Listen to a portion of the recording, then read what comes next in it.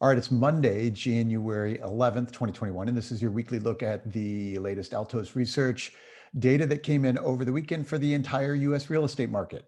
Each week, Altos tracks every home for sale in the country, all the pricing, all the supply and demand, all the changes, so that you can see the trends here before it becomes available through the traditional media channels. This week, we are hosting our monthly hour-long webinar where we get to dive deeper into the data. We'll spend more time with our forecast for the year and what the data is already telling us about 2021.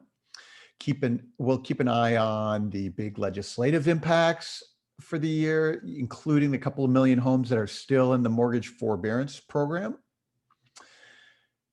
We spend more time on the local and regional data. And we also talk about how realtors and brokers should be using the data right now to communicate with your buyers and sellers. 2021 is a unique time in the history of the US real estate market.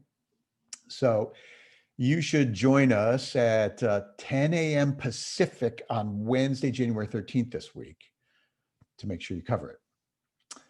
There is a link to register in the description below. Our space is limited to the first 500 attendees. And each month, as more people attend, we've been getting very close to that limit. So make sure you register and join us on Wednesday so you don't miss out. Okay, out of the data. Available inventory is our headline again this week. We're now under 400,000 single-family homes for sale in the entire US. Some of this, of course, is because we're in early January, but you can see in the chart here just how much lower than normal we really are. The low interest rates have had such a huge impact on our inventory, both from demand, but also on the supply side. When I have a super cheap mortgage, I am more likely to hold than to sell my first home when I go to buy another.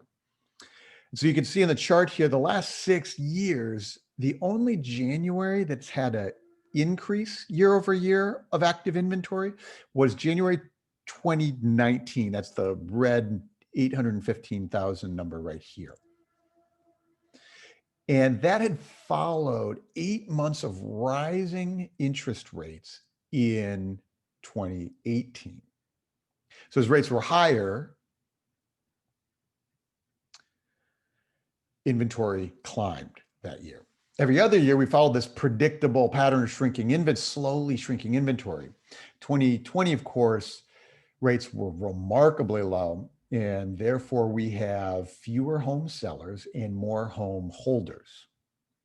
Expect this inventory number to tick down or move sideways for a few more weeks, and then, fingers crossed, start climbing for peak season, starting sometime in February through March, April, May, June.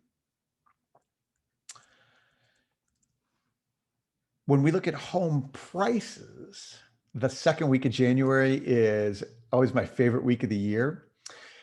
We get to see the price rebound after the holidays, the first sign of the price rebound after the holidays. This year's no exception, with the price of the newly listed cohort, that's the blue line here, jumping to $299 this week. So that's the very far right end of the blue line. You can see the jump.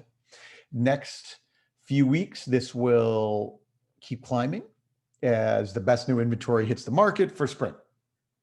Median home price overall actually ticked down this week to $336,900. That's still 10% higher than last year. The red line on this chart lags behind the blue line by 15 to 30 days, but this will steadily tick up as well in the following weeks, following the blue line higher, aiming for our July peak of the market. In the webinar tomorrow, we will spend some time with the leading indicators. And here's one that's most striking. The percentage of homes with price reductions is at a record low point. Supply is low, Demand is high, so very few listings have to take a price cut.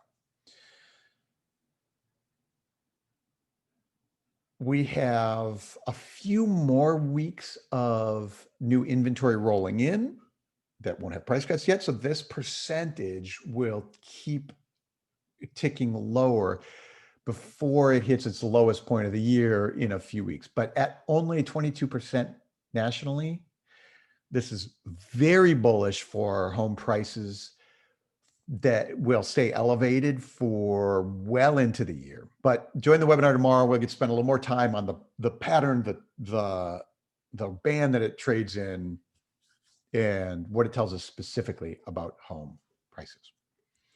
Okay, so that's the data for this week.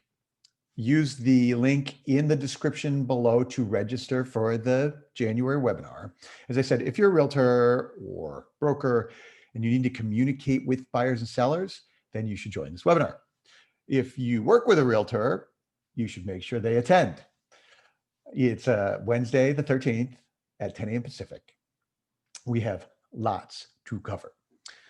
Otherwise, we'll see you here next week. Don't forget to hit the subscribe button, subscribe to the channel so you don't miss any data.